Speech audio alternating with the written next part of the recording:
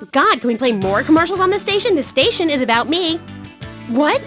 Oh, hi, I'm Amy. So, right, we're back. I'm here with oh my God, this is so exciting. But now I'm here with Jez Tarrant, a rock god, all the way from Scotland, England. So, Jez, I'm sorry. As you can tell, I'm a really huge fan of Love Fest. Hey, didn't say sorry, babe. You are a woman of substance, and I like that. Thanks. Yeah, thanks. That's cool.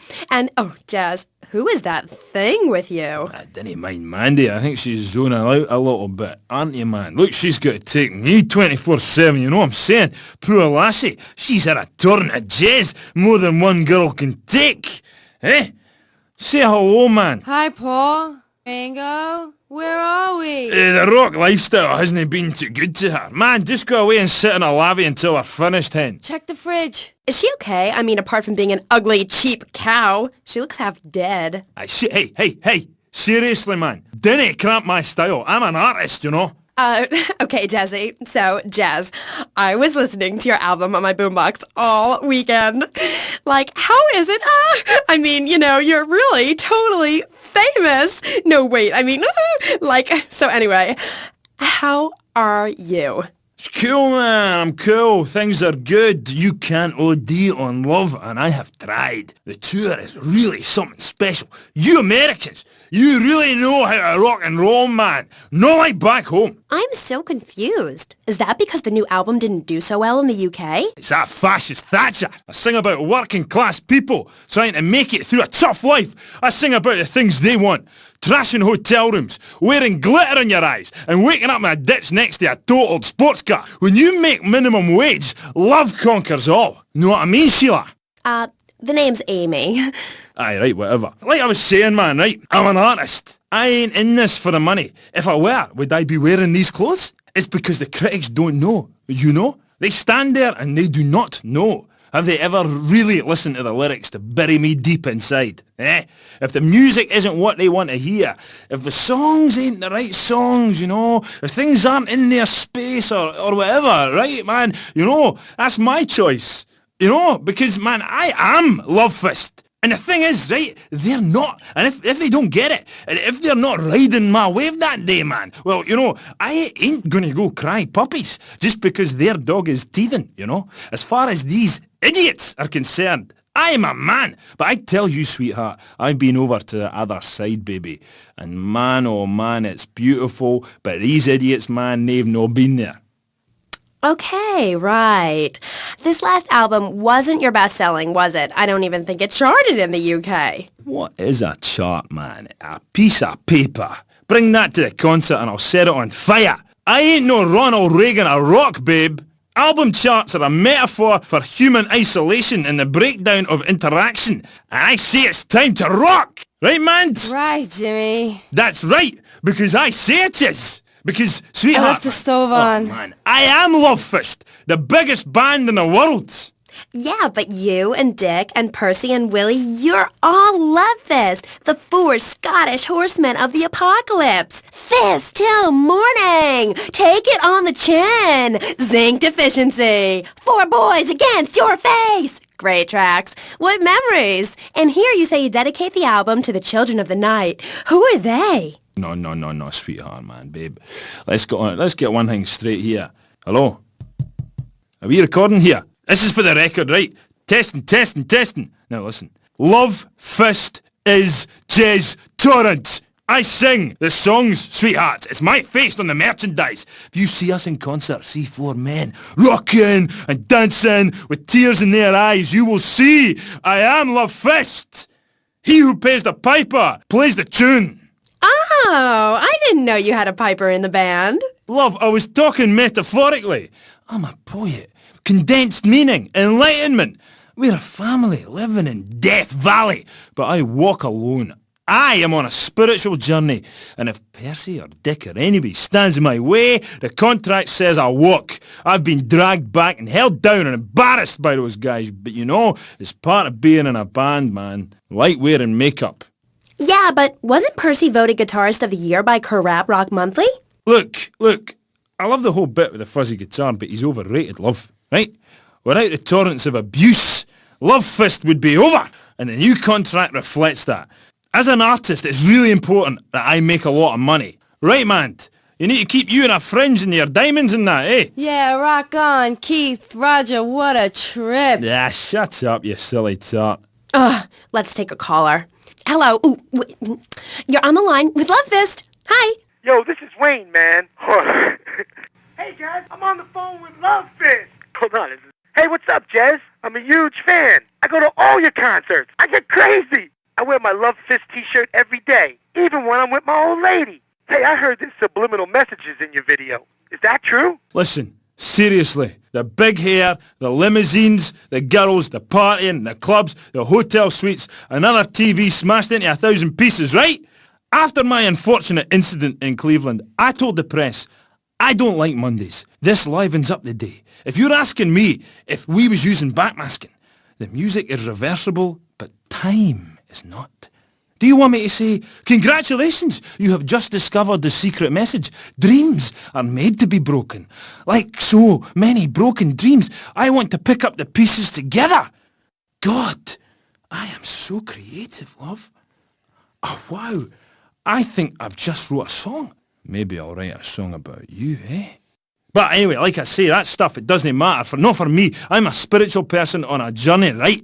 And nothing will stand in my way, you know? Boy, do I. On the track Satan's Pillows, you sang about how a broken heart can... About how a broken heart can't ever be mended, just broken again. I know. Really powerful stuff. Emotional. I think that song says everything that needs to be said about love, man. When you belong to the night, it's best to take advantage of it. And what takes you up will take you down, man. If everyone remembered that, the world would be okay. Thanks, love. You are a real smart cookie. Thanks, Jazz.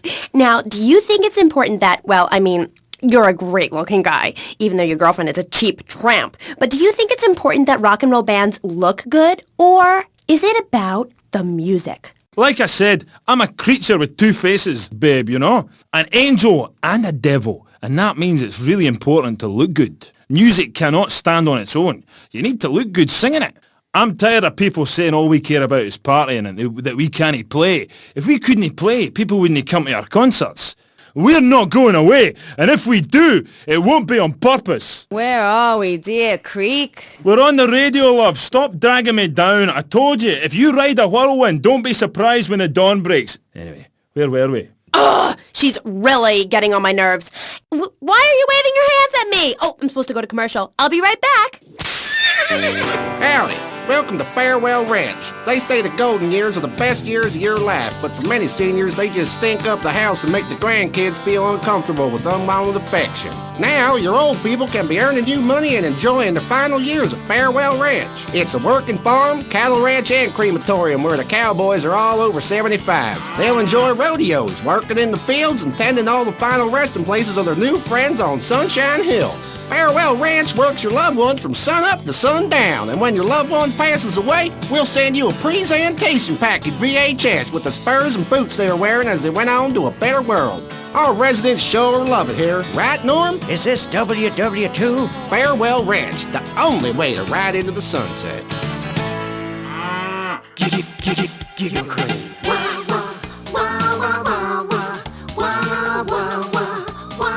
That's the sound I love. Stop my morning, you make my night. And giggle cream with everything, you make life bright. Getting fat and laughing, laughing and getting fat. With giggle cream, you get both things, and what's more fun than that?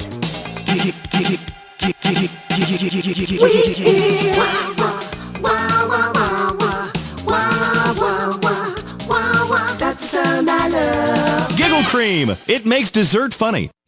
Asian pajamas? Chinese bandana? Something missing?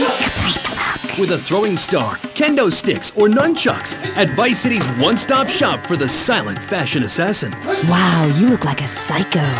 Complete the look. Hi, I'm Amy, and you're on K-Chat. Jez, you were telling me about the music? Aye, yeah. You know, we wear these costumes to appeal to the working man, because after you spend the day working in a steel mill, you want to wear tight leather clothes and play air guitar. That's what we're about. The recent album was a musical trip through hell, and I think it shows. Oh yeah, it does. I mean, I saw Satan. He didn't like what he saw in me. He saw darkness, but also a gentle side. Ask Mand. I can find treasure in the dark. And it's that, what's the word? Thing? Yeah, that's the thing that typifies me as an artist. Heart and soul. Head and trousers. Everything. That's what you get at one of my shows. Jez Torrent and Love Fist will really show you, you know. We take the soul into darkness. Bring your lighters. You know, I invented that. I've about had it with wankers ripping off my vibe. I wore women's clothing first. Why? Because it tells you about light and darkness. Like the moon. But seriously, love, you've got great eyes. Really. Oh, thanks, Jez. I've always thought your music really lets people see into your soul. Right, into great big pools of pain like me. Dangerous bastard. You see, babe, I've had my heart broken and I am still a man. I'm working on a song right now called Fallen Stars on Shattered Dreams in the Rain. It's about being able to communicate through music rather than words. It's set in a wind tunnel. That's why there's a huge snake painted on my jacket. The snake symbolises kind of a subconscious power force. Because life is pain, babe. And without music, I'd be lost. This new album is our most mature work yet. I am brilliant on it because I sing from the heart. About heartbreak? Babe, don't go there, please. You do your show a favour, take it easy. My people spoke to your people about this, and seriously, I appreciate the offer. And look, I would shag you, but you have to understand, it's too soon. Because Sherry left you, right? Babe, my people spoke about this to your people. I said, do not mention Shari.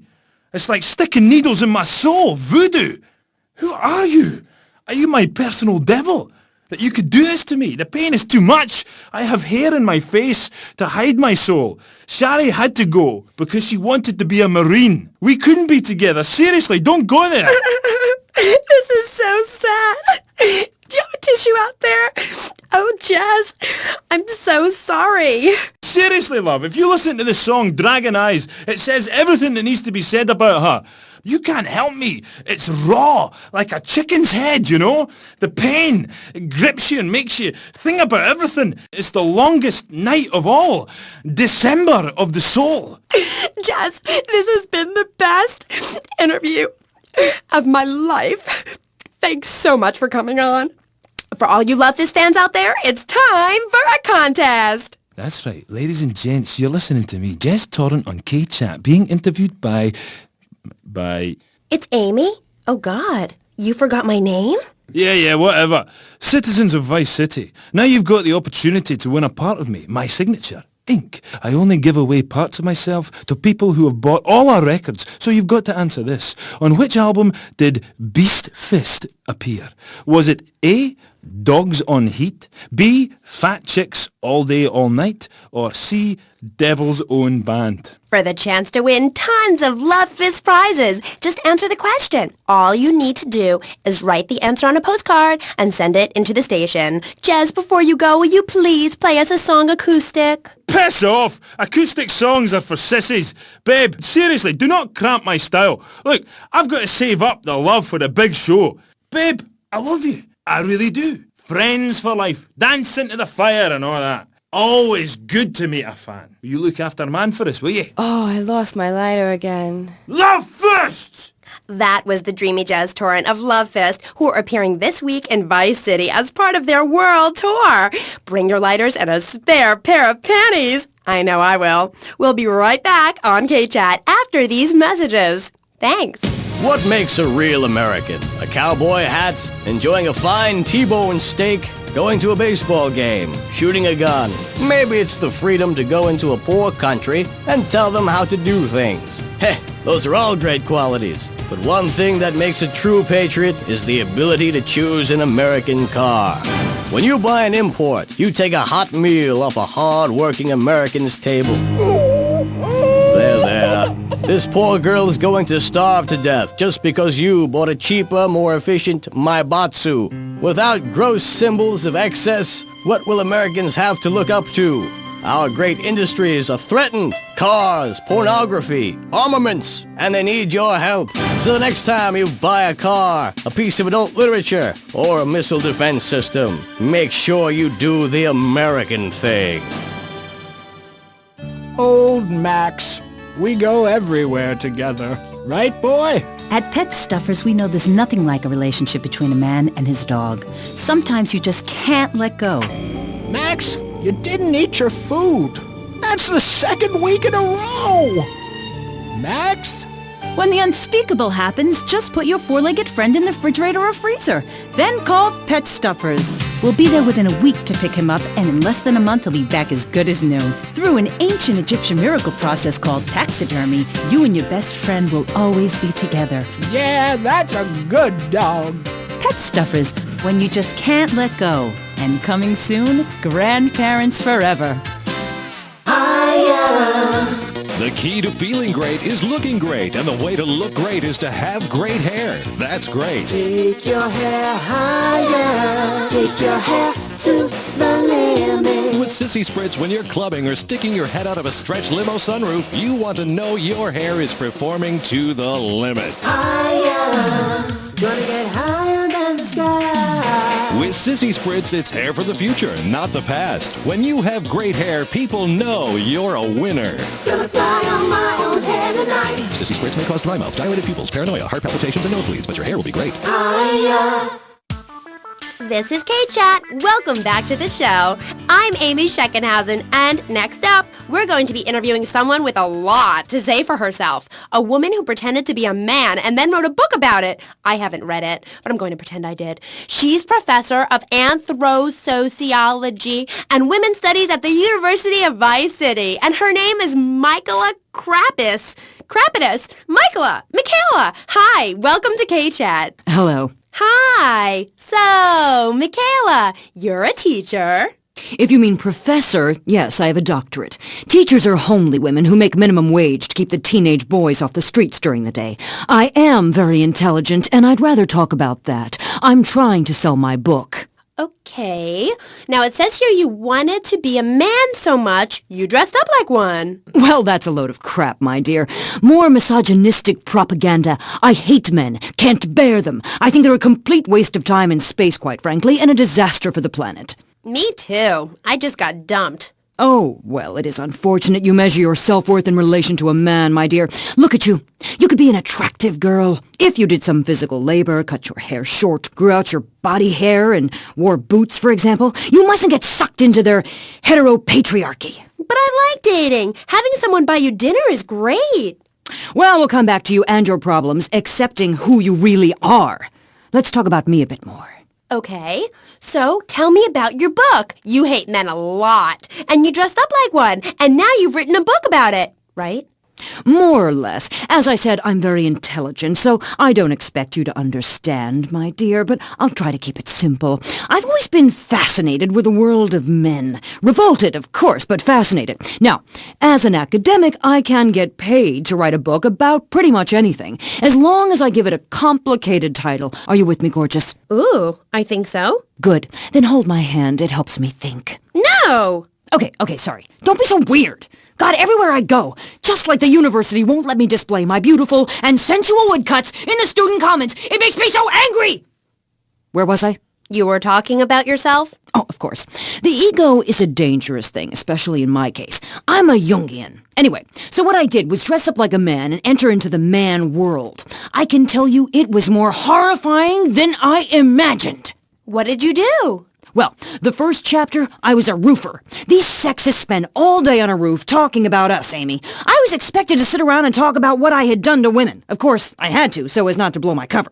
So what's the name of your book? Yes, as mentioned hitherto, my book has a very, very obtuse title. Being and Singing. From Freud to the building sites, a woman's journey into the male psyche. Huh? What? I'll admit it's not very catchy, but academia is not about getting to the point. It's about exploration. Okay. Wow, I'm learning a lot today. Yeah, so I entered the world of men, in disguise, of course. I was dressed like a man. Okay, and you haven't changed back? What? What did you say? You're still dressed like a man. No, I'm not. These are my normal clothes. Amy, for God's sake, don't fall prey to the patriarchy's evil fashion schemes!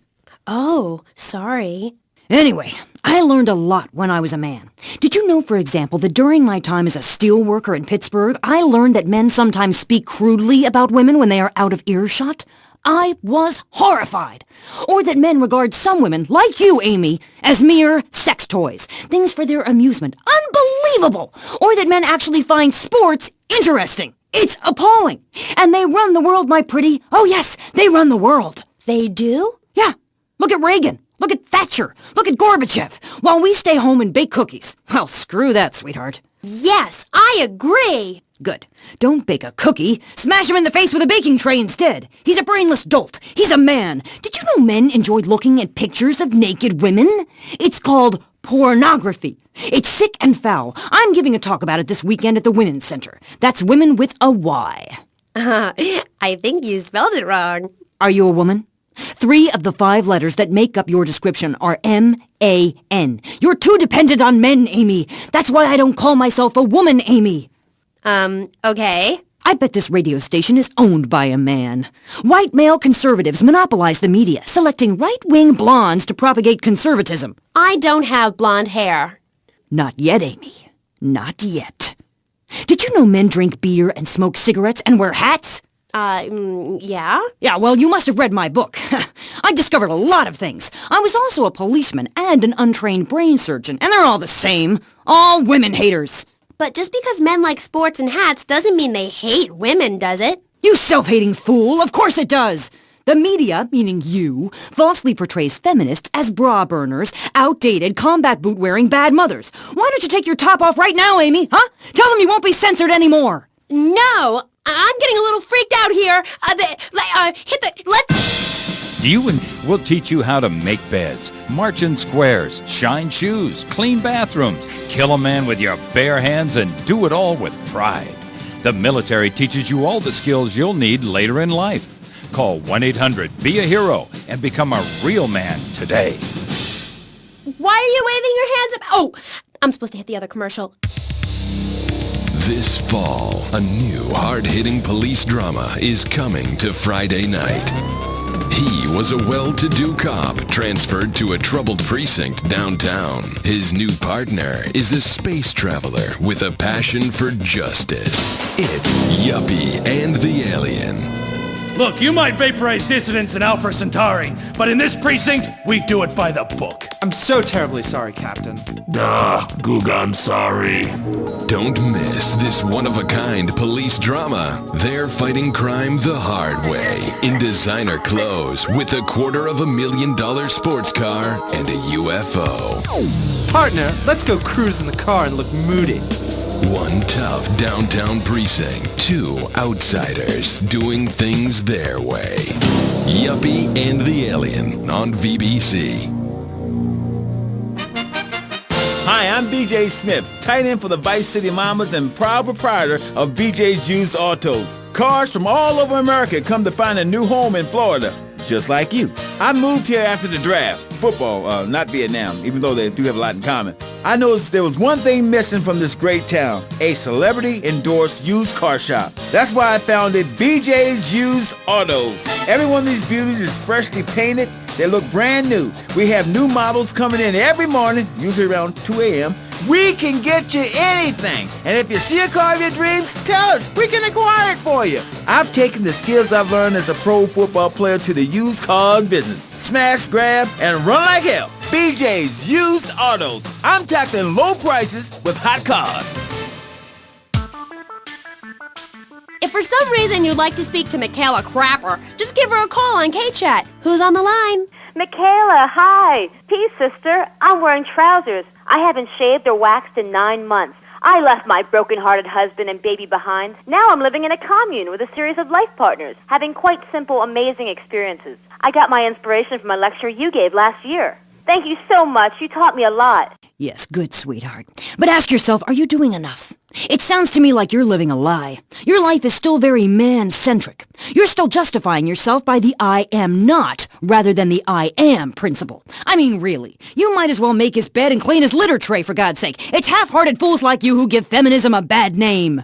But I even attacked my brother with a bread knife. You show pony, prom queen, cheerleader, skirt wearer. You see, Amy, that's the thing about people. They're so half-hearted. pick and mix, not prepared to carry out their threats. That woman, that lady, as I bet she likes to be known, is really a self-hater, a failure in the man's world. Yeah, why, I bet she's never even attacked a man with a vat of boiling oil. But she said she tried to kill her brother. Don't argue with me. I write books. Okay, next caller. Michaela, I'm a huge fan. Are you? Yes, you've really changed my life. Before I heard you speak a couple of times, I was getting into the feminist movement, but in sort of a silly way. Really? Yeah, burning my bra, beating a policeman, shooting my dad and stuff.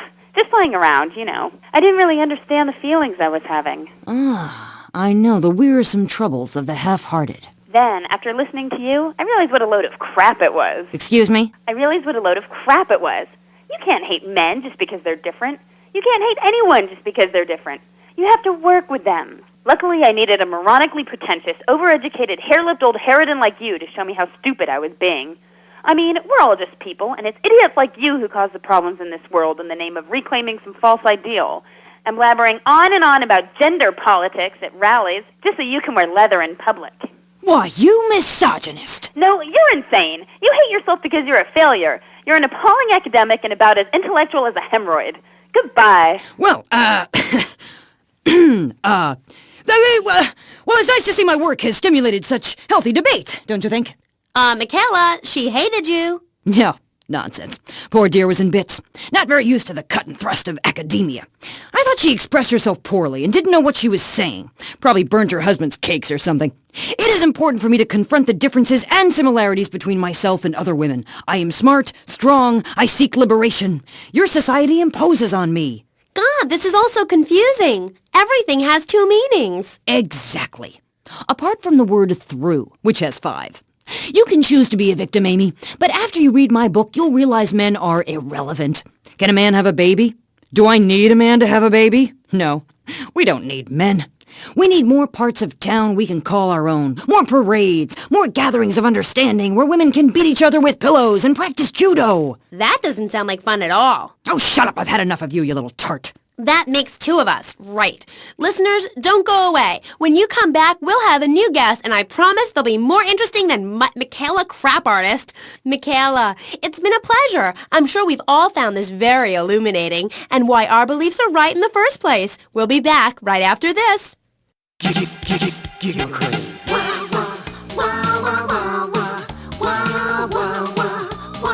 That's the sound I love. Love the dairy goodness, propelled with toxic gas. Makes dad talk real low. Suck it, have a blast. You can buy it anywhere. Grocery store shop. Make sure that you're in a check, cause your hair's gonna fly. Oh no!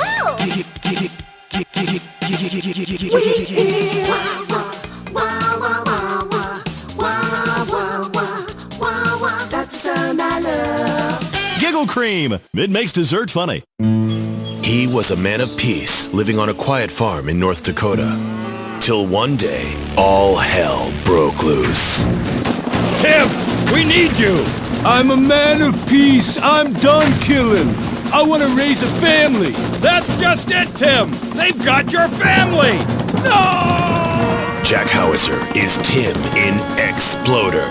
From the heart of America to the jungles of Cambodia, follow one man's quest for peace. Hoochie Bat, is that you? Tim, I know you come. Just like old days, we kill everybody. Tim, they've got your wife, but I'm not married. You are now to America.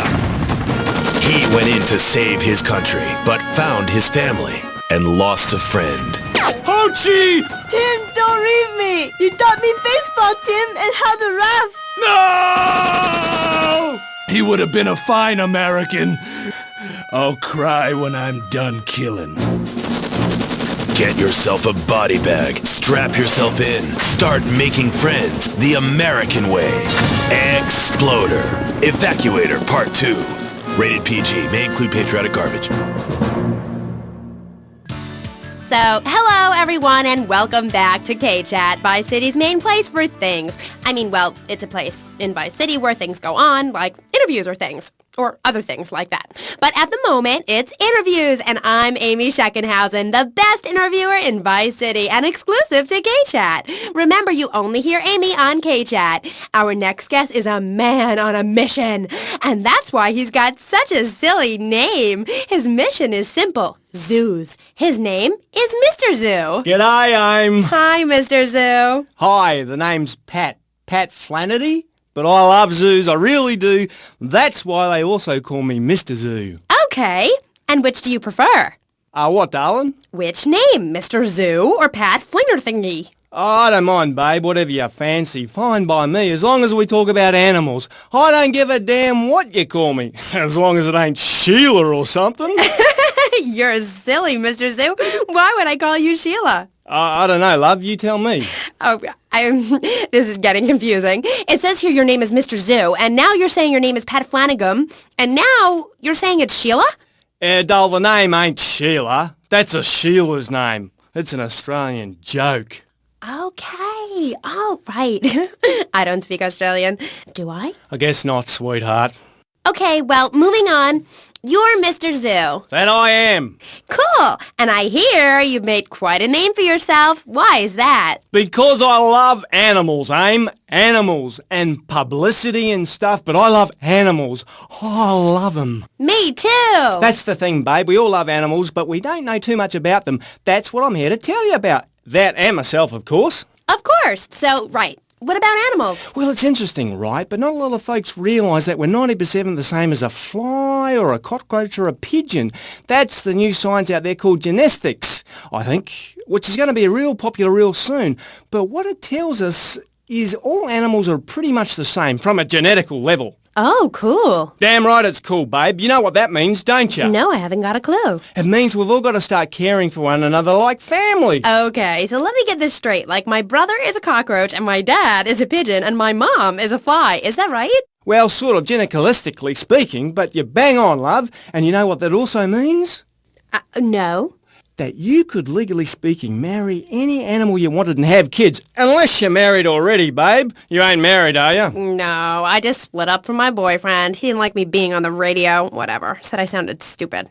Well, that's my point, love. I mean, imagine if you'd been out dating a wolf or a cute little deer. He'd protect you and stuff, urinate to keep out intruders, but he wouldn't mind you being on the radio, wouldn't mind a bit. Why not? Wolves and deers have no concept of jealousy at someone else's success. That's the genetic variation between Homo erectus and spider monkeys. Jealousy and fur and stuff. Oh. Oh, indeed, sweet thighs. Oh, indeed. Would you like Mr. Zoo to tell you something else? Yeah?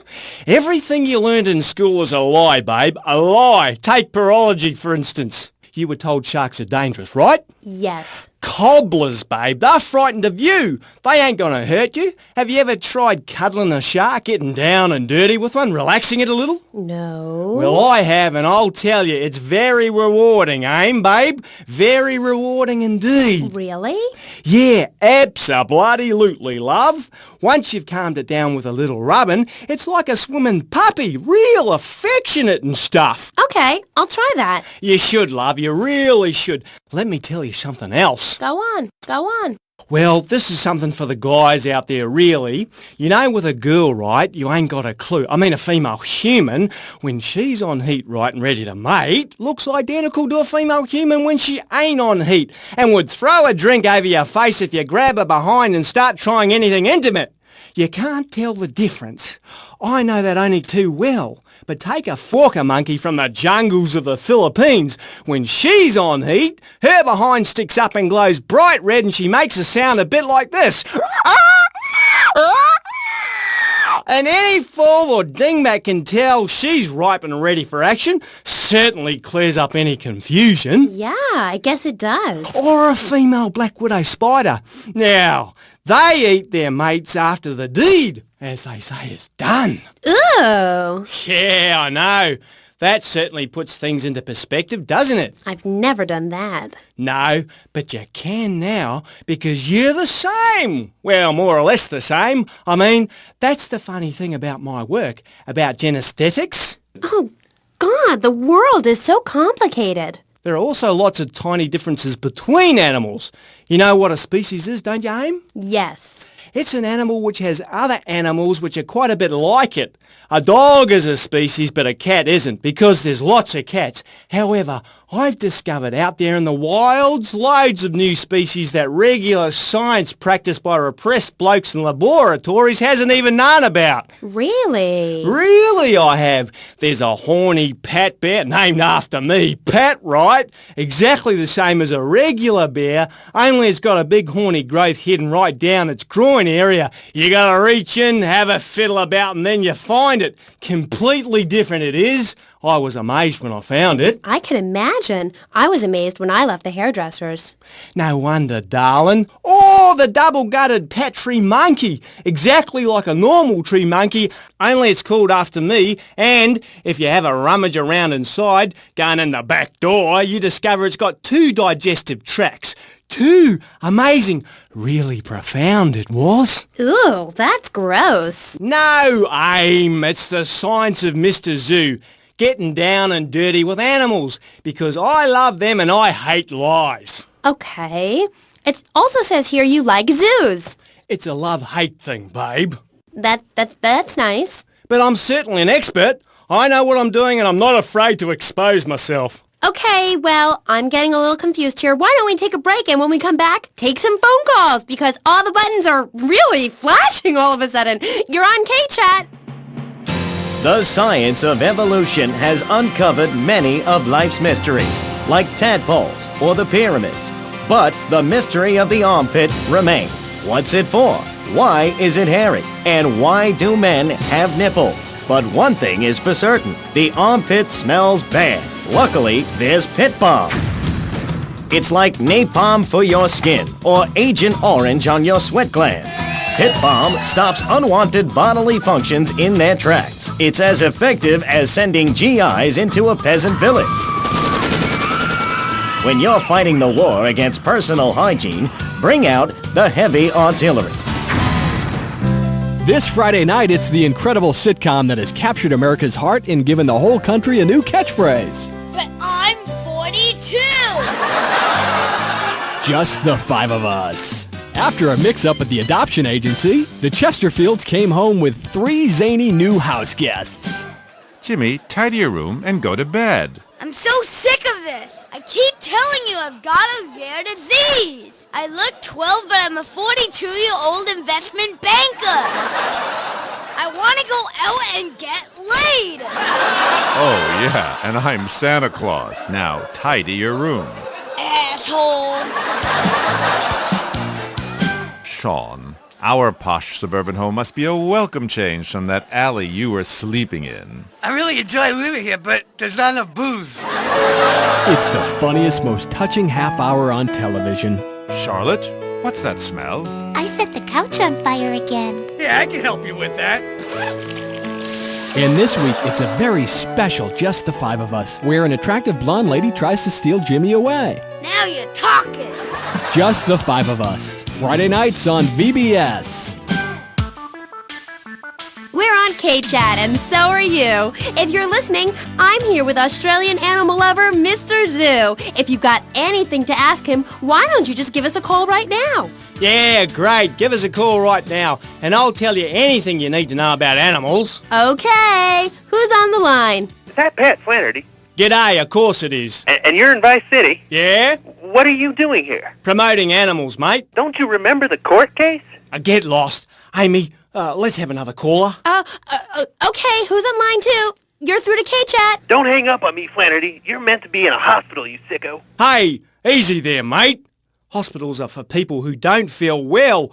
I'm at the top of my game. Are you insane? Don't answer that. I know the answer. You're sick and insane and you need help. I got a visa, mate. I got a visa. You can't touch me. I'm bona fide. I love animals. Leave me the hell alone, or I'll come by your aquarium and feed you to the bloody sharks, you no good, by the book, paper pushing murderer. Bobo would have lived if you let me in the tank. I could have cheered him up. I could have done. Now stay away from me, you hear?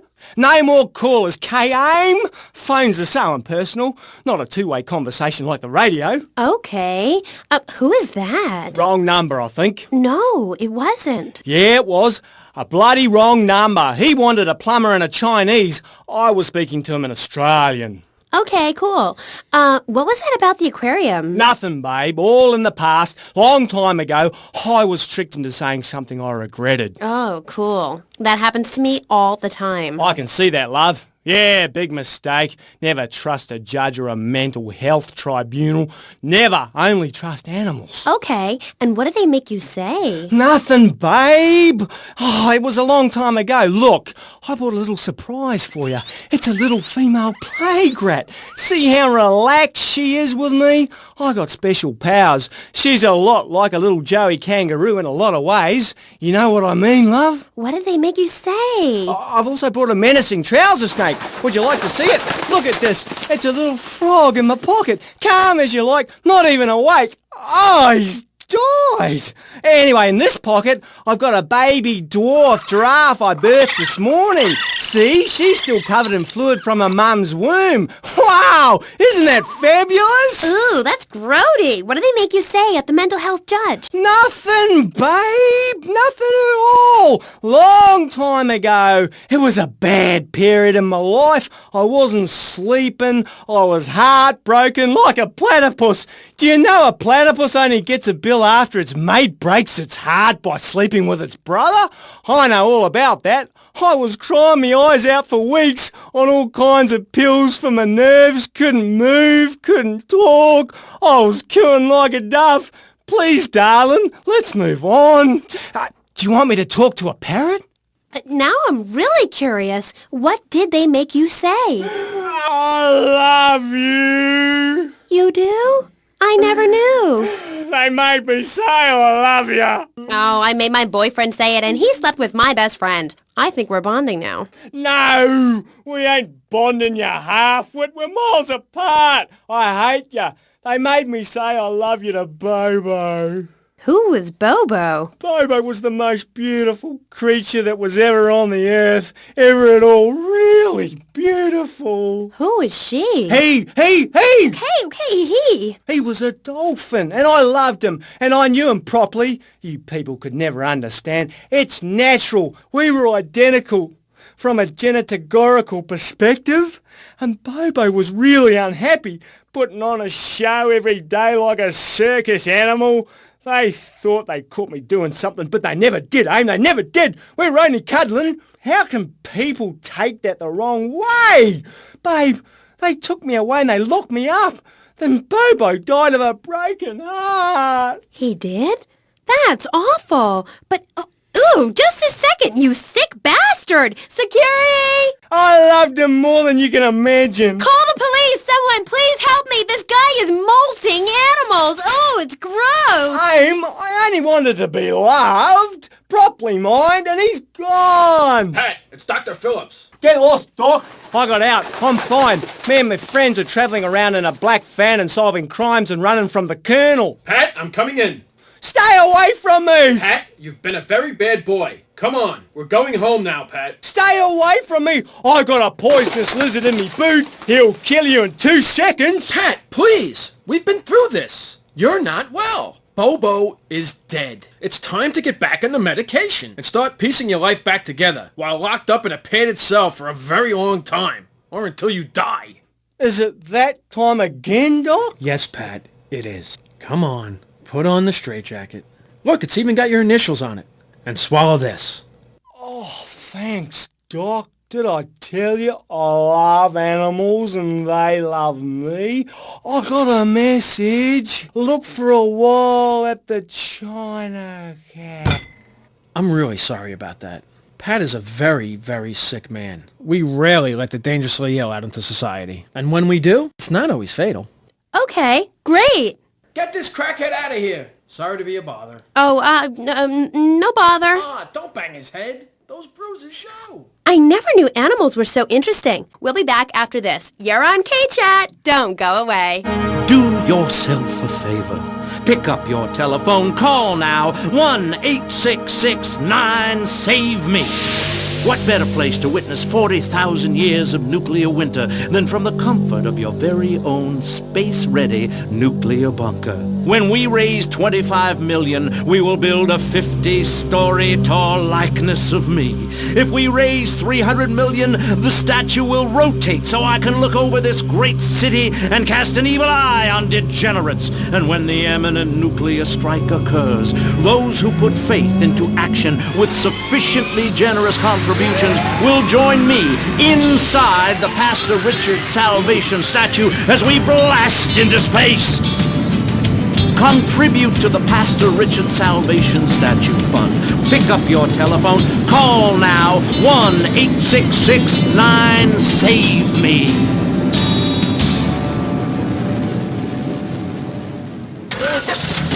Knights of the road, here's your stallion. The car for freedom. The car for hot excitement. The car for a man who is alone against the elements. The Maibatsu Thunder. The pride is back. It's the power of a compact. Looks small, but it's so big. Fuel injected. Inject me. Maibatsu Thunder. On the toll road of life, you have to pay to prove you can. Live the emotion of an individual. The awesome power of nature distilled into one vehicle.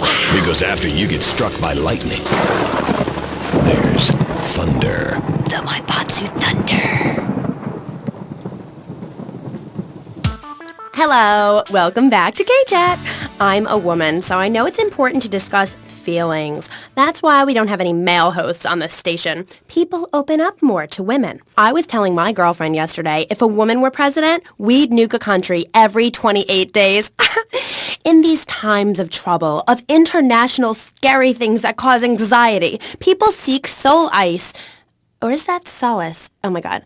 Some visit lady friends, others go to a bar, and a strange few talk to rocks. My next guest is the author of this book, I'm Lovin' the Coven. She sits on the board of the Vice City Renaissance Committee, Gethsemane. Gethsemane.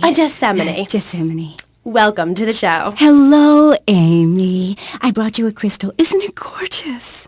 I guess so, if you're into shiny glass. I prefer lacy gloves. Amy, for many thousands of years, my people have been using crystals and gemstones to heal the sick. Take the crystal, and then, when the night is enchanted, and the candles have been blown out, and the wind sings through the branches of the eucalyptus, hold up your arms and sing, all dewy, my sky-sailing pregnant moon, the goddess. Pregnant moon? What are you talking about? Gethsemane? Sorry, whatever. Do you even have a last name? My compost coven named me Gethsemane Starhawk Moonraker. Trust me, Amy, I'm quite accustomed to people persecuting us. It's been going on for thousands of years. Native Americans, they studied crystals. The ancient Chinese, Belgians, Superman, they all studied crystals. So why do you view it as so weird? Grab your crystal, hold it tight, and close your eyes. You will be transported back 35,000 years when the temperature of Europe began to drop. The tundra was teeming with animal life, and small groups of hunters followed the free-running reindeer. And there, under the magnolia tree, a woman breastfeeding a baby elk. Do you see it? It's nature. Ew, gross. You're one of those filthy hippies that thinks breastfeeding in public is okay? Well, it's not. There are bottles and milk at the store. Don't act like a cow. You really remind me of someone, by the way. See, Amy, you're putting the blinders of society on. We're all the same. I remind you of yourself, of every man and woman. No, not of them. They're trying to outlaw nature. If I'm in the park and a nice gentleman comes along, I should be able to breastfeed him. Pretty soon, everything natural will become illegal. It's really depressing. If I died right now, would I get buried by a female priestess in a cave, surrounded by my favorite tools and ornaments? No! There was a time when children were taught about their bodies, about the goddess lady of the mammoths, about the importance of the spiral dance clutching a bison horn under the crescent moon. At the Bead and Rob shop where I work, we have classes that teach the importance of eating wild plant shellfish and understanding ancient crop circles. Oh, I love lobster. Have you ever tried talking to one? Energy flows from everything, even a tractor. My mother, the moon, taught me how to trace ley lines with your bare feet in the dirt. Listen, you're very weird, and you smell like patchouli and compost, and I think you might have a shot at a boyfriend if you shaved and got some gel in your hair and put some clothes that fit or something. I mean, please. Did Joan of Arc shave? I was given this fascinating pamphlet called Caucasian Female Body Hair in American Culture. Amy, I love you like my sister, but honey, you've fallen prey to a sustained marketing assault that began in 1502 to convince women that underarm and leg hair was wrong. There's nothing more natural than this enormous bush I've got growing under each arm. Having hair is natural. What's the deal with Anglo-Saxons? I mean, go to England. The women there don't shave their underarms. It's really quite attractive. You just need to focus your eyes to look for healthy signs and not the signs of socialized barbarism, like shaving or wearing deodorant or birthing in a hospital, rather than the open air like a wolf cub. Remember Brother Romulus and Noble Remus? Wolf-raised. I find this really interesting. Not really, but I say this because I'm told to. I'll be back on K-Chat after these messages from our sponsors. Howdy, partner. It's 4:30 in the morning here at Farewell Ranch, and it's time to get up and work the old cows.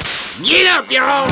At Farewell Ranch, old people don't sit around stagnating, watching game shows and talking about the good old days, sinking into the grave in a urine-soaked mess. At Farewell Ranch, they sweat and toil until the breaking point and keep that miserable contemplation of mortality at bay. Hell, at steering time, we'll work Grandpa so hard he'll wish he was dead. At the end of the day, he'll sit down in the bluegrass, eat a bowl of commemorative beans, and enjoy sing-alongs at one of our nightly funerals. It's the cowboy's code. Work hard, don't shower, and die in your boots. Right, Norm? My prostate. Farewell Ranch, the only way to ride into the sunset. It's the knife that saved America. If you liked the film Exploder, you'll love this enormous commemorative survival knife. In the handle, you'll find all of the things you'll need in any wilderness, disaster situation, or the jungle of your backyard. It comes complete with fishing line, needle and thread for sewing gashes back together, and an incredibly useful and durable toothpick. Tim, go on without me. I got toffee-sucking tooth. It's okay, Ho-Chi. Try this! For those unplanned extended stays in the jungle, there's a saw for building your own hut, toilet paper, and a fold-out woman for company, as well as a serrated blade that can kill a man before he can scream. That'll shut you up. The Exploder Survival Knife. It's the knife that saved America. Now, it can save you. This knife killed 25,000 people in Cambodia. Now, you can too. Whatever. I'd die if I didn't have sissy spritz and blocks. Germs are like so gross. Oh, hi, I'm Amy and you're on K-Chat. Disseminate. I can't get over how familiar you are. Oh, right, Amy. I really hope you read my book. The mysteries of the absolute can never be explained. Mother Nature knows more than all of us. That's what keeps people coming back for more. People are turning into zombies. A roof separates you from the sunshine in the morning. A bed separates you from the loving earth at night. That's what's so great about learning these things. When you're no longer oppressed by the cultural pressures of making money or showering or wiping yourself after using a toilet, you can focus on the important things. Do you travel, Amy? Well, I've been up north to the theme park, and last week I went to the beach. No, really travel. My coven has been meeting every Thursday, Saturday to prepare for a grand coracle journey along the same route we took when our people came from Russia and Alaska along the Bering Strait. What's a coracle? Oh, is that like a maibatsu? I prefer American cars. No. Coracle. Cora means Arabian gazelle, which we all know was the daughter of Zeus, and kal means gather grass and sew it together. A coracle is a single-person rowing boat made of reeds and twigs from ancient Britain. There are so many wonderful things you can learn from the ancient Britons, Amy, like metallurgy and how to cauterize the wound when a bear has eaten your arm. Everyone used to have a coracle, Amy, even people who were scared of water. We're all about working to preserve the diversity of natural life.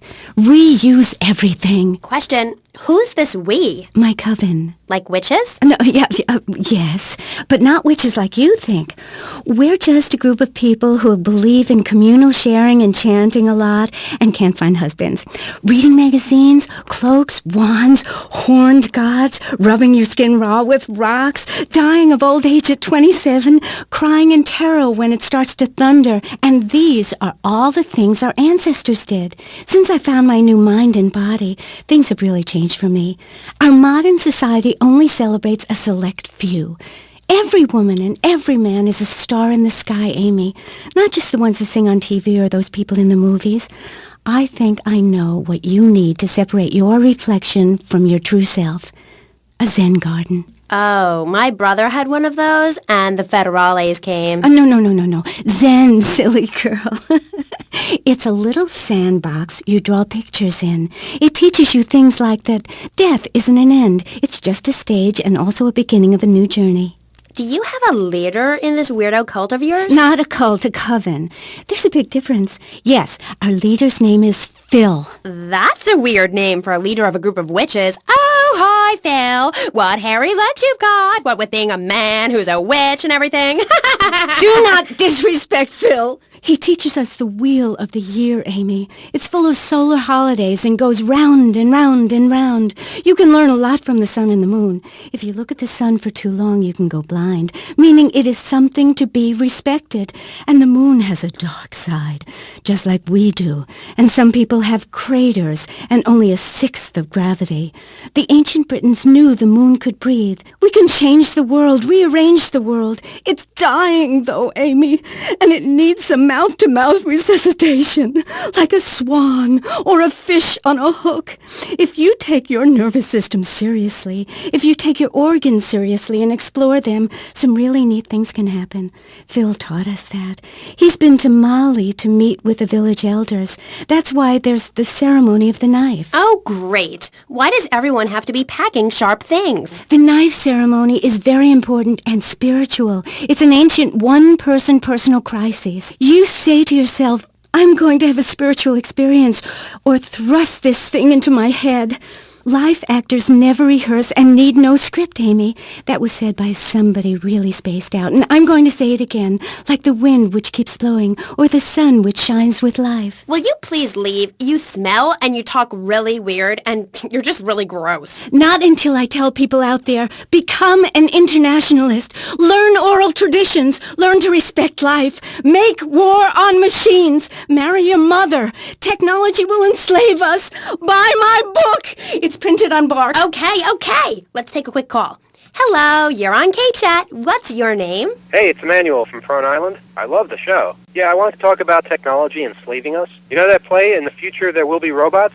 Well, that's a true story. In the future, there will be robots. And I'm going to hack them all. I'll make them say funny things. You know, I can move satellites around with my computer. Computers are evil. The Luddites of ancient Britain know this. That's why they destroyed the computers that created things faster and more efficient and took their jobs.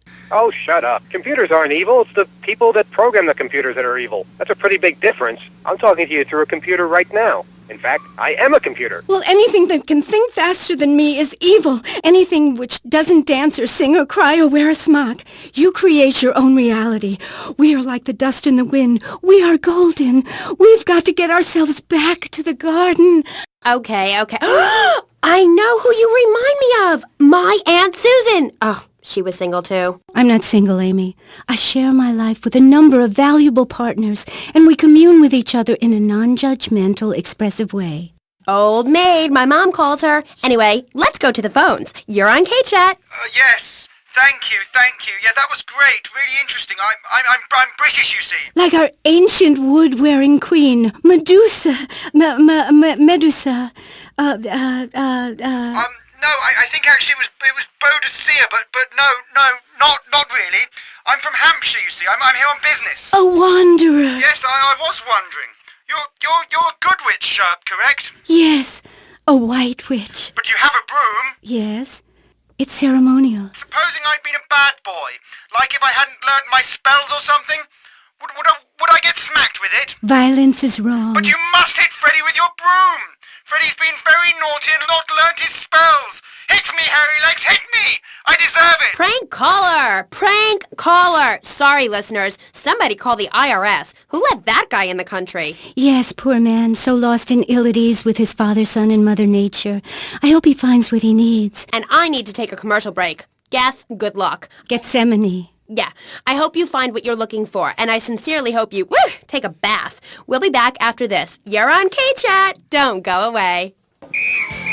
Hi, I'm BJ Smith. In my long and illustrious 3-year career at the top of pro football, I whooped some serious ass and got paid for it. They didn't call me Death in Tight Pants for nothing. When you have such a rewarding career maiming others as I have, you know how to stay fit.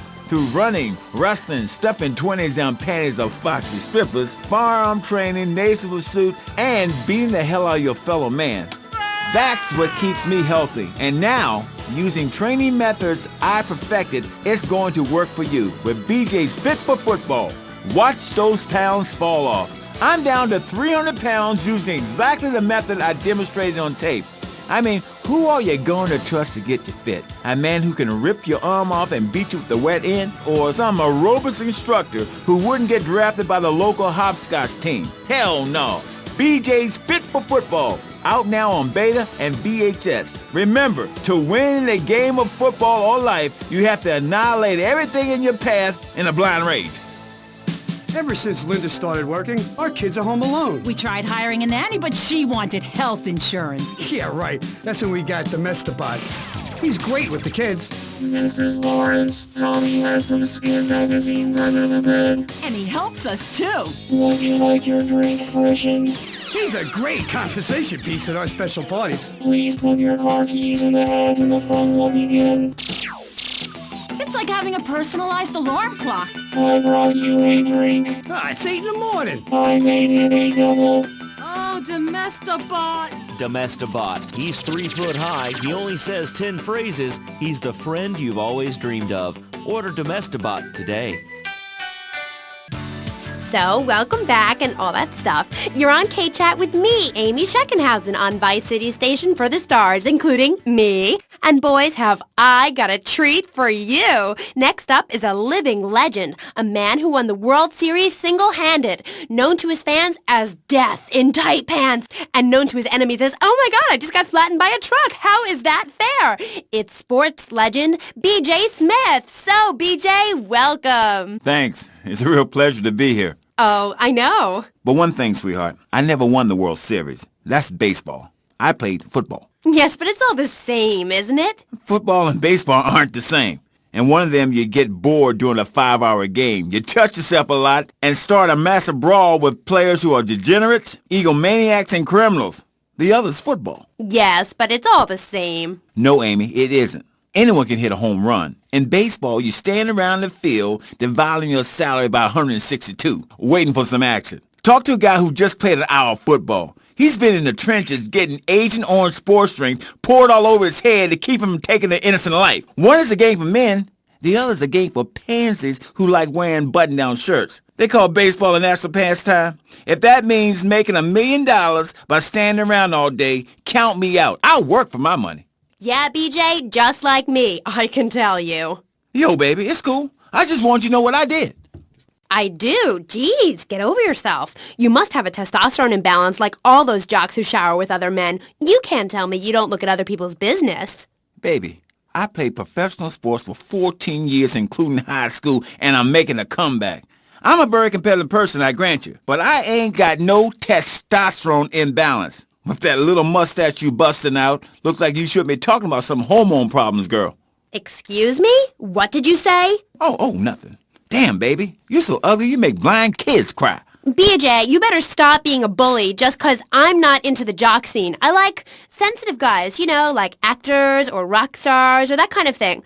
Not some great big hulking giant that has to tell everyone how important he is. Well, I didn't realize we were trying to impress each other here, sweet thing. I was thinking we was here to discuss my new exercise video or talk about my possible comeback in professional football. Not sitting here flirting with each other. I'm a married man. I'm on my 7th wife. So you got a big family. All those wives. That's fantastic. Not really. You see, I really like family, especially when some show up you didn't know existed. I tell you, Father's Day, I'm scared to go to my mailbox. My big heart has caused me a lot of heartache, but when you're in the public eye, you can't always tell what people are about. BJ has met some real manipulative people. 7 wives! That's fantastic. No, I have 1 wife. I had 6 before that. So you downsized, right? Yeah, something like that. If you want to win in life, you have to change players. You can't play on the same team all the time. So, oh my God, isn't this getting intimate, BJ? I feel like we are really connecting. Yeah, I like to connect with you. Other men may fumble, but I go into the trenches like a Doberman. That's actually part of my video. What are you talking about? Well, as you know, running the ball is like making romance. And one day when I was going for a touchdown, if you know what I'm saying, I had a great idea. You see all these fitness videos on television? It's always that idiot fool in leotards prancing about, giving it the skinny thing. And I say, what is this? I mean, what in the world is this? These people ain't fit. They ain't got a clue. When you're fit, you know it. If you come into the locker room, you know I's fit for football, able to wrestle and pounce and hurt somebody for an hour straight. That's what people need. If someone comes to jack your ride, are you going to bust a aerobic move? Hell no. But when you know how to grab another man by the face mask and twist him around and so he tears ligaments in his back and never play again, I mean, that's some real useful everyday stuff. And I should know. I invented it. You know, I just don't want to talk about football anymore. Well, take dating or washing the car. What good is a leotard when you're washing the car? But put a man in a helmet and a cup, and he can wash the car in dignity. That's fighting fit for football. It's really very simple program. The best way to get your body fit is to have total disregard for your body. Every now and then you wake up and come out of concussion and say, damn, I look good. BJ, you talk funny. We'll be back on K-Chat right after these messages. Are you tired of your couches getting ruined?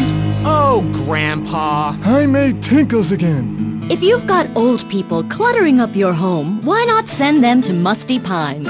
We'll help bring back dignity, and we promise it will be the best 3 months of their lives. They'll enjoy bingo, complaining, mumbling incoherently, skinny dipping, and organ donation. And once a month, it's our famous Lucky Dip medication switching night.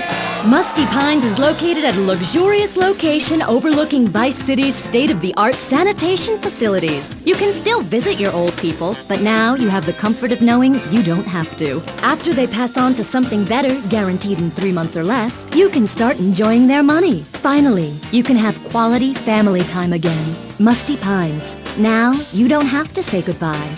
Drive-through service also available. He was just the boy next door.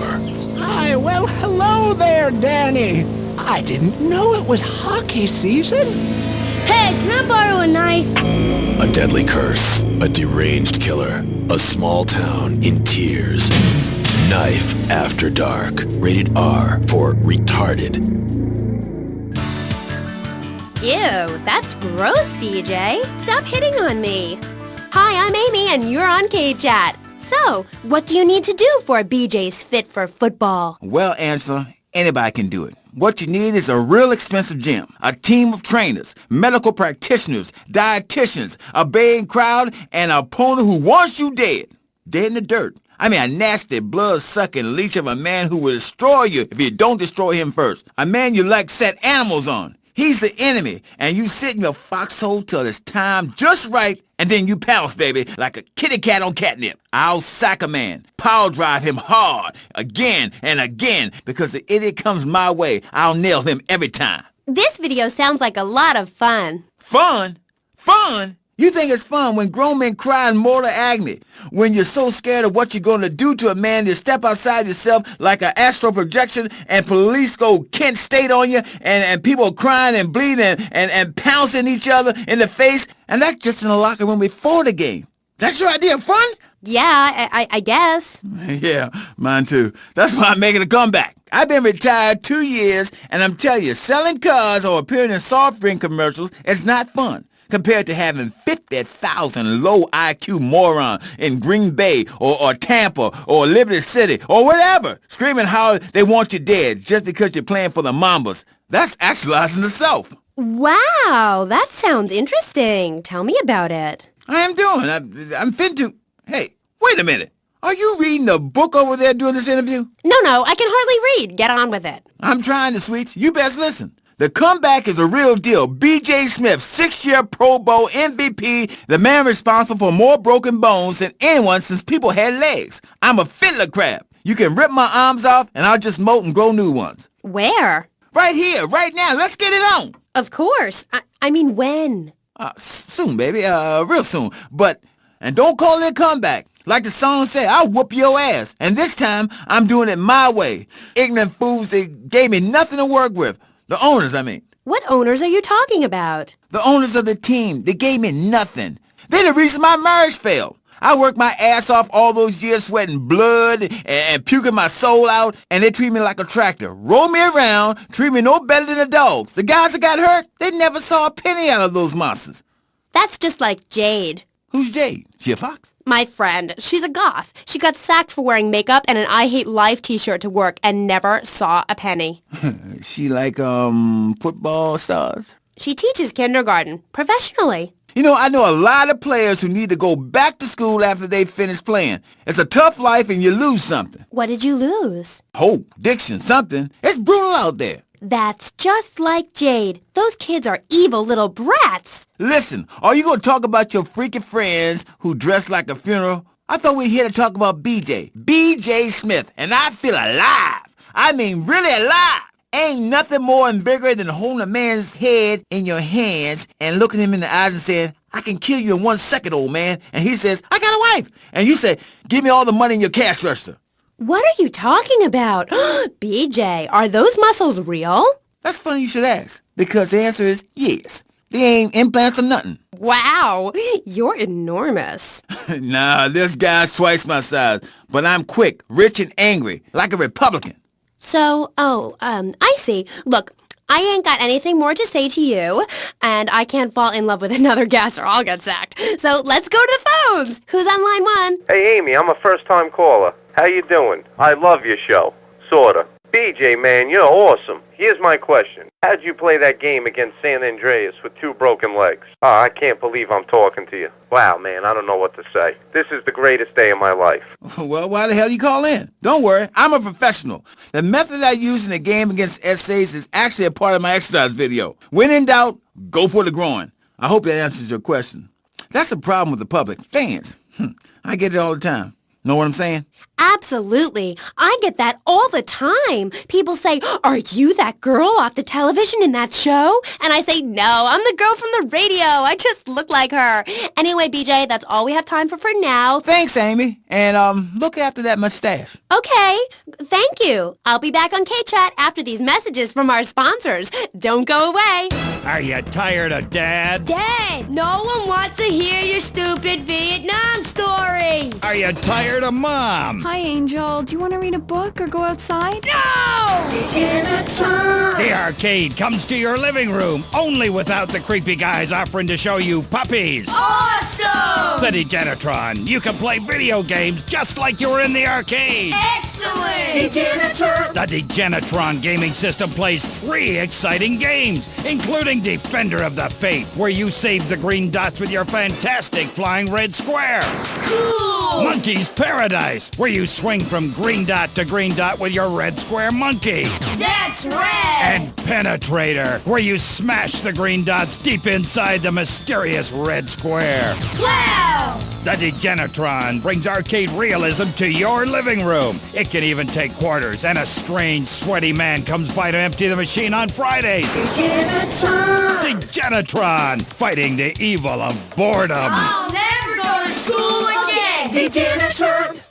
Do you have dry mouth? I sure do. It protects your teeth, fights infection, and lubricates your food. But what happens when you run out of saliva? Help me, I can't talk. For personal dryness upstairs, it's Salivex. Wow, I can spit again. Salivex is more than saliva in a can. Salivex improves consumption efficiency by 50%. No more halfway cures like coating your throat with cooking oil to have that extra piece of cake or bowl of kitty litter. After a night out, my tongue tasted like carpet. It was embarrassing. Now with Salivex, I can eat a whole box of crackers or lick my life partner's stamp collection all night. It's like having a salivation army in my mouth. Now I can suck a lollipop for as long as I want. Salivex tastes like your own saliva. That's because at Salivex's state-of-the-art production facilities, we use salivation philanthropists who make Salivex all day. Salivex, when it comes to personal dryness upstairs, we're deadly serious. Welcome back to K-Chat. My next guest is the star of the hit show, Just the Five of Us, where he appears as the rich father of a family of misfits. But more recently, he's working on the controversial theater piece, In the Future, There Will Be Robots. Claude Maginot, welcome to the show. Thanks, Amy. However, you have mispronounced my name. It's Madge, which rhymes with badge. As in duh, and no as in more than you. Maginot. Anyway, thank you for having me on the show. It's always a pleasure to discuss my art. Yes, you're so funny. Now, Claude, you're an interesting man, if you don't mind me saying so myself. Because on the one hand, you're on the funniest show in the whole wide world, Just the Five of Us, and on the other, you do those weird theater dance shows which aren't funny. Yes, thank you, technical school dropout. I'm sure sitting here talking all day is terribly difficult. Juilliard is not. In the Future There Will Be Robots is not a funny piece. It deals with the most important issues in the world today. Love, pain, suffering, skin-tight pants, and well-stretched groin muscles. But see, music has no name, Amy. It's about depth and texture and sense of community that emerges from the struggle going on within all of us, between man and machine, between the angel and the beast. It's as if Petrushka and Leonard Bernstein were in a ferocious dance competition with switchblades. That is passion, my dear. Okay. So it's a bit like Just the Five of Us. What a show! I love Jimmy. He's so cute, even though he looks so young. I'd rather not talk about my complications working with him. I'm a performer. I express myself any way I can, while I'd never attempt to describe Just the Five of Us as anything other than worshipless pap. I need to support my serious art. It's like stealing a boombox to do live interpretive dance. If I bring joy to people's hearts doing an interpretation of a tree in the park, who is harmed? There is a value I derive from art, as a man, as a creator, and that is this. Never overestimate the dreadfulness of the mass market, the degrading excess of the culture, or the horrors that we all have within it. Great, yeah, me too. But, as Mr. Chesterfield, you're so funny. What is it you say? Not in my house. That gets me every time, especially after the drunken tramp you adopted has wet himself. Oh, say it for me, please. As they say in France, matrice. Please. Not in my house. Please. I came on your fine show to discuss art, not people that whore themselves out on the altar of commercial success, dancing like a puppet alongside a genetic freak, although I do that too. Okay, Moody. So, what do you want to talk about? Oh, I don't know. My performance at the Hollywood Bowl, perhaps. There are some that attend the concert inside. I am the concert outside myself. In the parking lot where we build bonfires and dance. It comes back to the seriousness of my purpose. At a young age, I held puppet shows on the corner that had people weeping and lying down in the streets. It's about movement, about encouraging ordinary, working-class people that there is something enervating about a modern dance performance. That seeing in the future there will be robots will change your life, no matter what your life's like now. Kind of like getting a new haircut. Yes, exactly. No, nothing like a new haircut, you half-wit. This is movement. Watch my hand. Yes, movement. There's a manatee on stage. See? He cannot hear from the wall of Wagner around him. We have lasers that shoot him down, cut him free his soul from the bondage of the past. And then on stage, we have snow that falls and represents love in all its forms. The robot makes a snow angel, and we begin to cry. Close curtain. Okay. Well, I love Just the Five of Us. Please, please, please, enough! 5 succeeds while robots starve. Attendance has been poor. If I were opening this with the Orquestra Filarmonica de Jalapa in Mexico, there would be riots in the streets with small children giving me flowers and weeping. Here in Vice City, they wouldn't know art unless it came as a tube of beef jerky. They told me, Claude, it can't be done. Vice City is for sun worshippers and Philistines, and I told them no. I told them, if I'm directing a work of commercial dross down there, I must save my soul with some serious art. But to be honest, Amy, they were right. I feel ahead of my time. The best artists are ignored. I mean, surely any right-minded person would rather spend an evening watching me express the meaning of space as I move delicately across the stage in the dance of desire and denigration than flopping around in a disco or a nightclub or sucking the electric teat of television. I know I would. God! I mean, what is wrong with you people? God, my hair. What? My hair is all wrong. It clashes with my dress. Zeus! Cicero! Shakespeare! Flaubert! Someone! Please save me from this hellhole! My dear, you are so ignorant. I'm trying to save you. To save everyone! You don't see the art around you. Are you in search of old lang synes, singing Madama Butterfly on a windowsill, or relegating yourself to a cricket in Huckleberry Finn? I am a movement that conquers love, while you complain about your dress. Know you not how important my mission be? Right. Cool. Okay, Mr. Chesterfield. I mean, Mr. Magonaut. You gotta hang in there. You're on K-Chat, and I'll be right back. At the law firm of DeLeo and Furex, we understand that sometimes life throws you a curveball. We help our blue-chip clients get their lives back after circumstances have conspired against them. Just listen. It was an unfortunate accident what happened to my wife on that precarious cliff. DeLeo and Furex can't bring my wife back, but they made sure I didn't end up in the slammer. I was unfortunate enough to be found with 15 kilos in my spare tire. I was so mad at the auto repair shop that sold me that tire. Thanks to DeLeo and Furex, the district attorney saw it that way too. I accidentally torched a Quickie Mart when my medication ran out. DeLeo and Furex helped me and the community by ensuring a healthy settlement from the pharmaceutical company. At DeLeo and Furex, we understand the judicial system and will ensure the truth is heard, no matter how improbable. We're not cheap, but what price can you put on truth? Call DeLeo and Furex today at 866-974-2333. That's 866-9-SHADY. DeLeo and Furex. Accidents happen, and we'll prove it.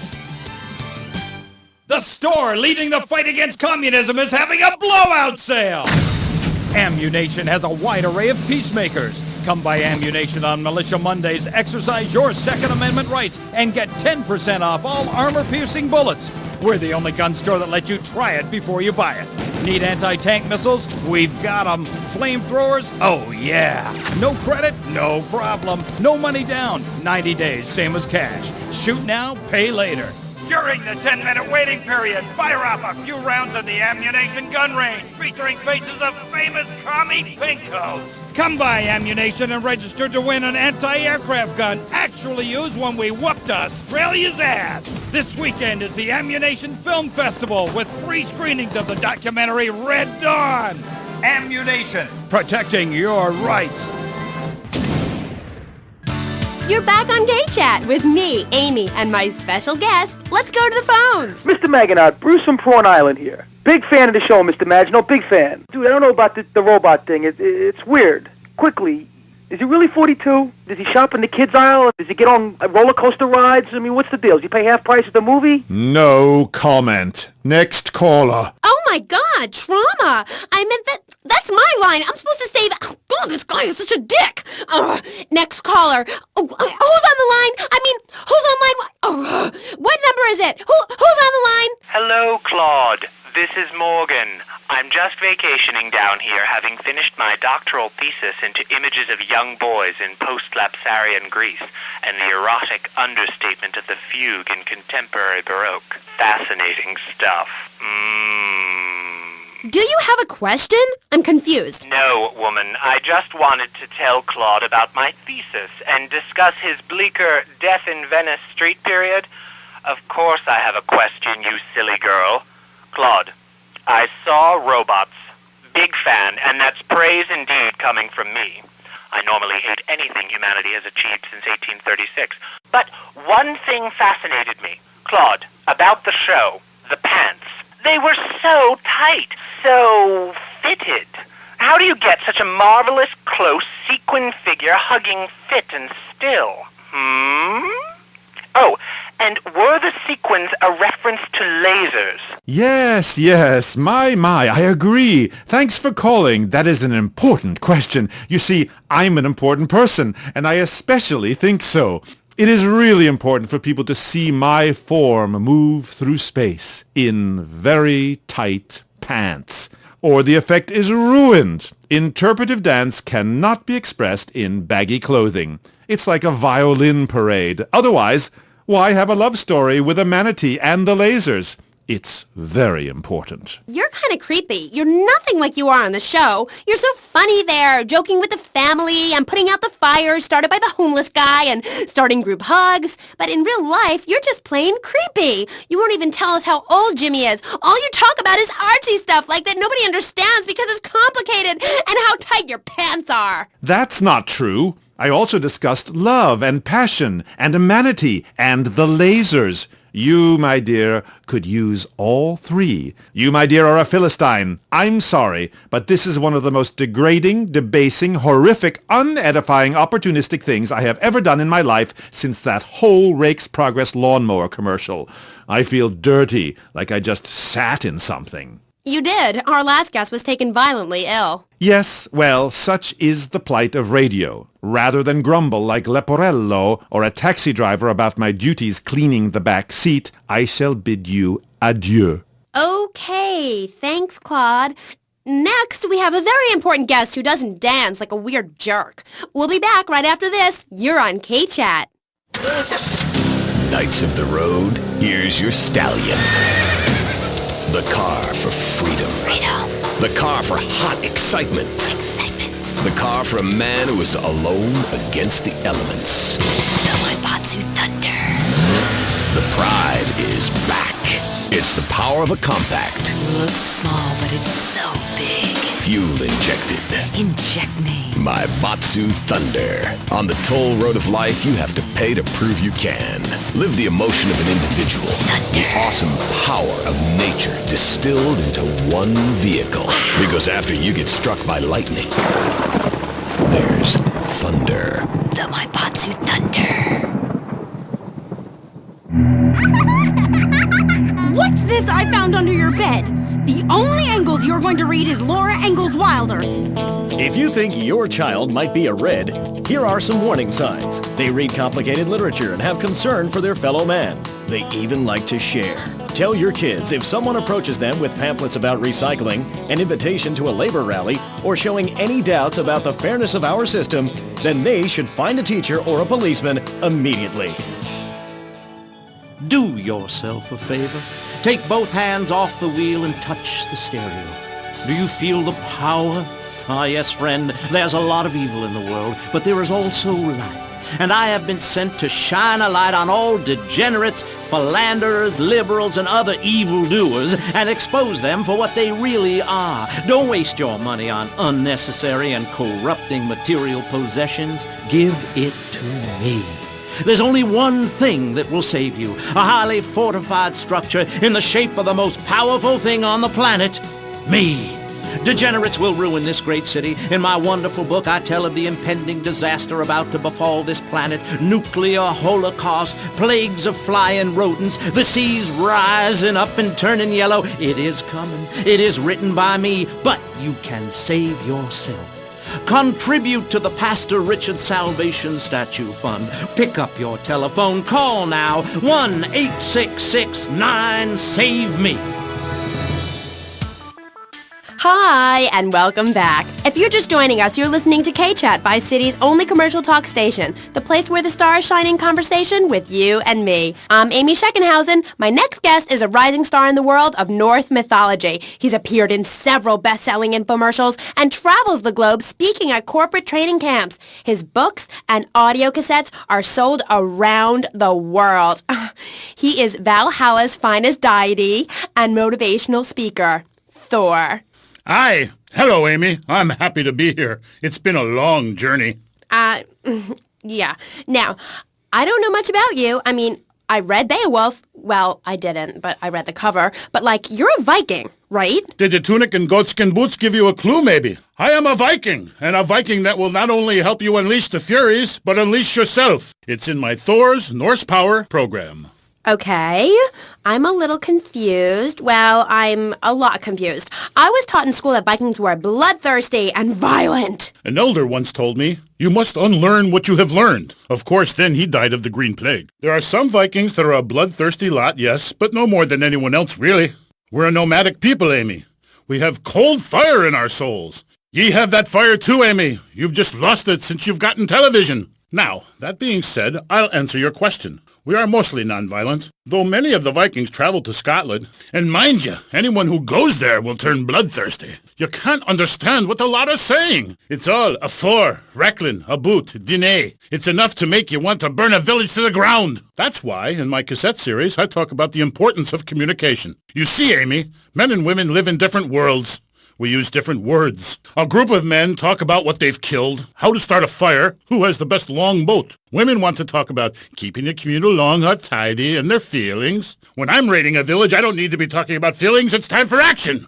Great. So is that all there is to being a Viking? Pillaging? No, lass, no. Pillaging and battle are important, but we admire poetry as well, as long as it's poems about whacking someone in with a double-handed battle axe. What's holding you back, Amy? In Chapter 3 of my book, I talk about listening to the bloodthirsty water spirit. It's really quite important if you want to enter Valhalla.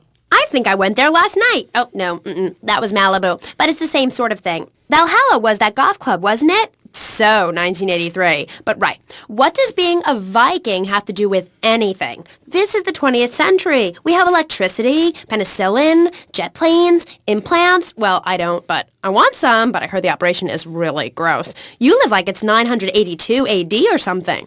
Mind ye tongue, wench, lest I cut it out. Deep down, all of you listening to me say, Thor, yes, I'd like to unleash the Viking within. Maybe you go camping once a year or hunting and wonder why it feels so natural. That's because it is. Too much of this denying your instincts. Men shaving. You know, deep down in the pit of your soul, you wish you could crouch in the grass with flies biting your face, afraid to move for fear of alerting the beasts, covering yourself with yak urine to thwart your smell. Then, a beast draws close. You pounce, bringing your battle axe on its skull. Man and animal at that moment, one and the same in a terrible beauty. Then you drag the carcass back to camp and celebrate by eating its heart. Some people, they only do this once in a lifetime. I do this every day, and so can you. All it takes is some positive thinking. Just attend my Unleash the Norse Within weekend. When you are finished, you will say, I am a god. Nobody can stop me. I crush my enemies and dance on their funeral pyres. This is very helpful for living in suburbia, Amy, and I should know. I really don't understand how. Oh, it's very helpful. Maybe a neighbor is tossing his leaf clippings on your lawn, or looking at your woman, or harboring desires regarding your longboat. You enslave his children, set his house on fire, he shall not bother you again. It must be nice to have you as a neighbor, not. I live in no place longer than needed to fulfill my goals. Taking slaves, valuables, and food. Goal setting is very important, Amy, not just in football. You're very weird and creeping me out a bit, but whatever. No weirder than anything else. So, what do you think of Vice City? Ah, I like it very much. Your women here are prepared for battle. They are large, not like those scrawny things to the north. A woman who eats well provides for her man. You cannot set sail for robbing and pillaging on an empty stomach. It's like the story of the parson's wife and the troll. I don't think I've ever heard of that one. Great Carl Erson. Ye mainlanders have no historical perspective. Read the runes. It's all right there. Talk to a grandparent. But no, ye cast people out like rubbish. Wisdom is not to be treated so lightly. When my father grew old, I sat with him day and night, absorbing his wisdom, learning about the demons and where the wickedness resides in men's hearts. Then as his time grew near, I built a large pyre, burnt him and his wife while communing with Odin's spirit. Careful, Musty Pines is a sponsor of the show. Ooh, Grody, what are you doing? I'm just adjusting myself, she-devil. Wearing these animal hides does get a bit itchy. Okay.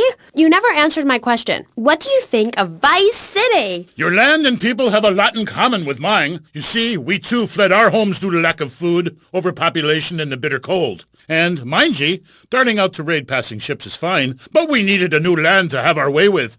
Granted, we roll and sail to an area, land in force, and burn down a local monastery or village, whereas you come in, destroy all the creatures, and sell plastic versions of them. You did a fine job pillaging these lands, but you should have done something about Canada. Wait a minute there, Buster. My mother's half Canadian. Oh, what are you going to do, wench? Sweep the ice furiously at me? Ha! Socialized medicine? Nah, you did it all wrong. You should have continued to the north and finished things off.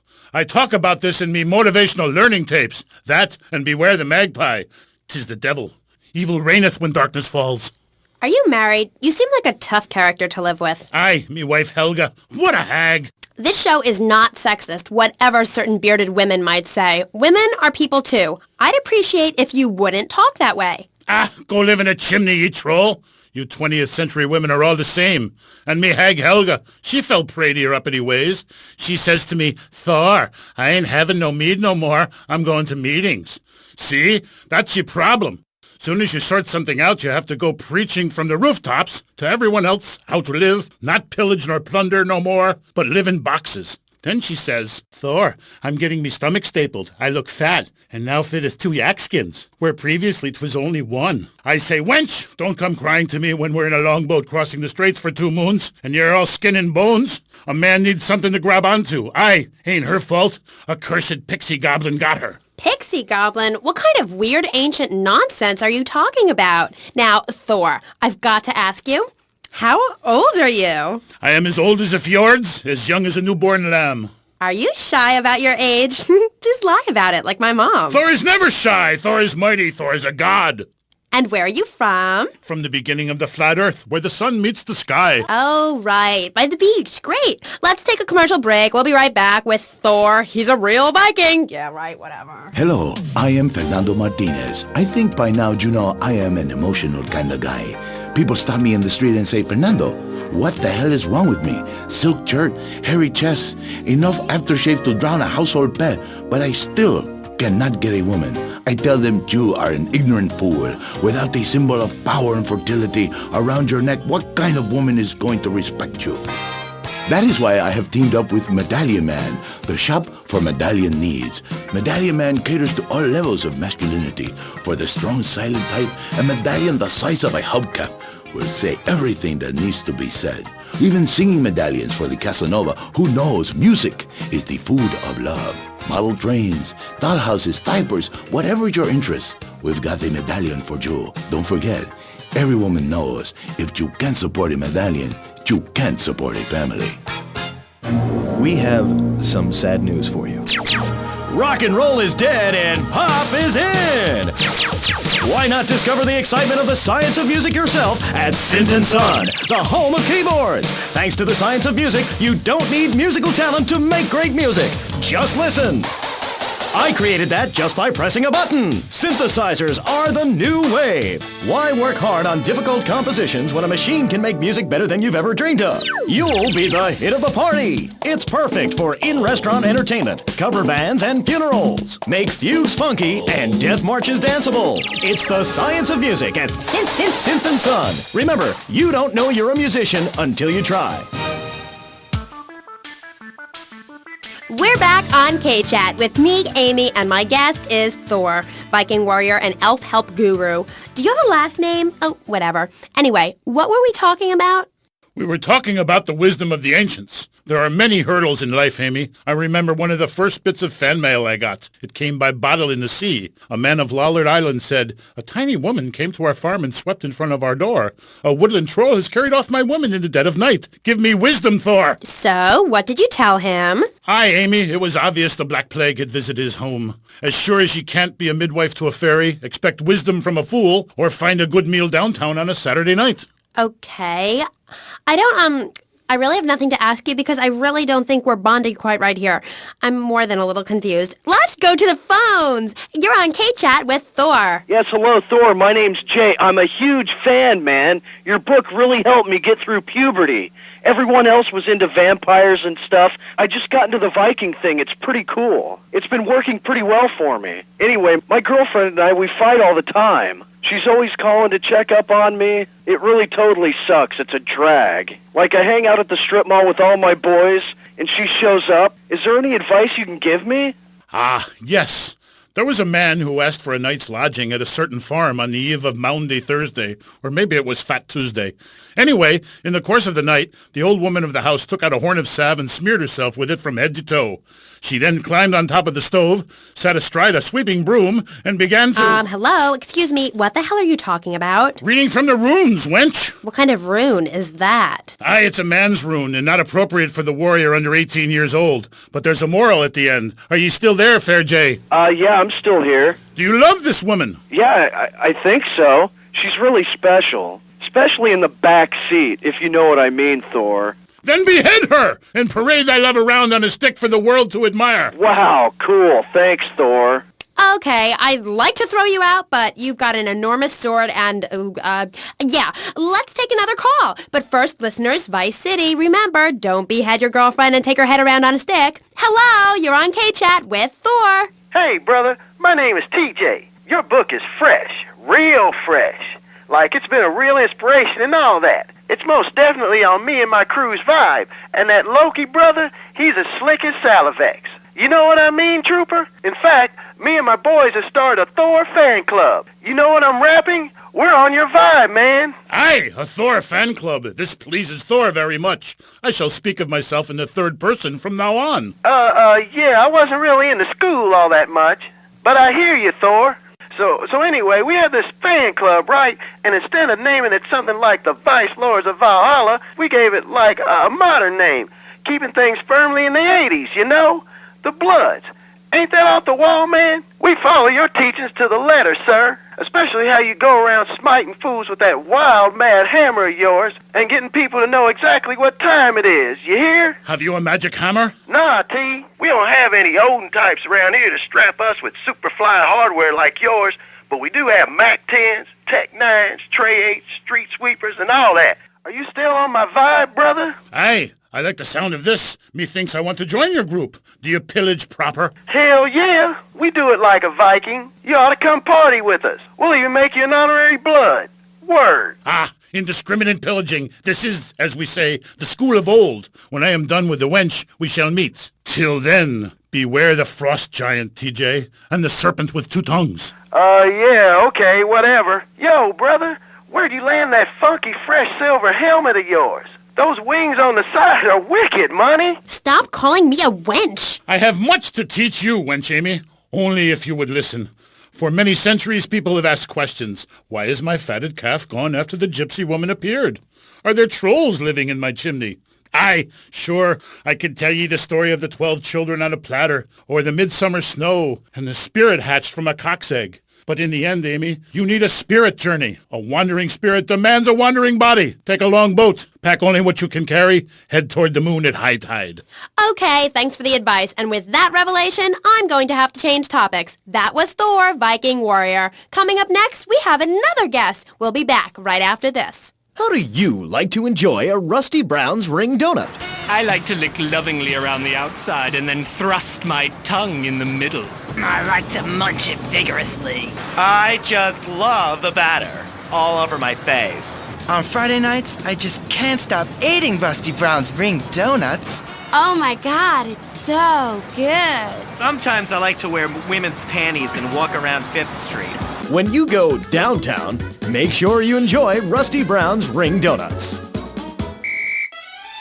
Hi, I'm Jeremy Robar, entrepreneur, VIP, and founder of the revolutionary program, Think Your Way to Success. It's a 3-step program that's been changing lives and my income for the last 2 years. 5 years ago, I was a nobody, just like you. After my Think Your Way to Success program, I spend the entire weekend in my jacuzzi or engaging in the exciting sport of domino toppling. Hey, if you can think it, you can do it. One of my award-winning courses is sure to be perfect for you. The first course I call Think, Hold That Thought, Complete, because that's what you do. Step 2 is known as Learn, Start, Doing, where I explain the mysteries of starting. Or take the new accelerated course that will have you laughing and hugging strangers. Motivate, demonstrate, then motivate again. Just listen to these endorsements, and remember, these people volunteered. They aren't being paid much. I've been on the Think, Hold That Thought Complete program, and I have to say, I'm finally gonna start my career in being a well-paid rich person. Yeah, I've been thinking my way to success for a while now. It's some good stuff. Call now and sign up for my Think Your Way to Success program. And if you want to think really fast, try my Crank It Out program. Call 1-866-434-SELF. Hey, don't just do it. Think about it. Sweaty leather tracksuit? Absurdly fat Dayglow laces? Something missing? Complete the look with a replica car sign insignia on a chunky gold plate chain at Vice City's one-stop shop for people who know how to put the hip into hip-hop. Wow, you look fresh. Complete the look.